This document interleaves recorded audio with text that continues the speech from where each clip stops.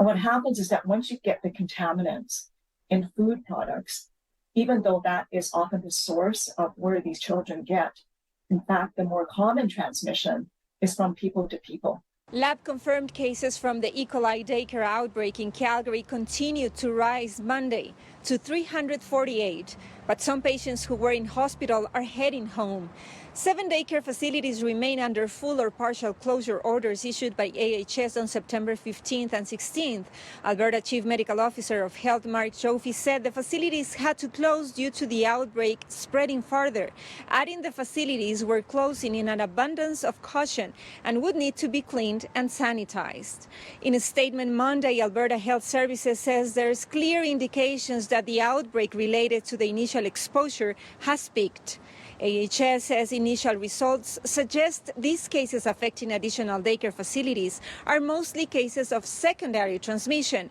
Either these new cases were in contact with the children from the original daycare, or children from the original daycares were in contact with the facility, with a total of 27 lab-confirmed secondary cases. If they actually do continue to have diarrhea or vomiting, they should avoid being in a daycare setting, because at that point they're infectious, so they really do need to take some days off from work and stay home with the kid, so with their child, so that they don't actually transmit the disease. The worst thing you can do is, bring the children into a daycare when they're still symptomatic.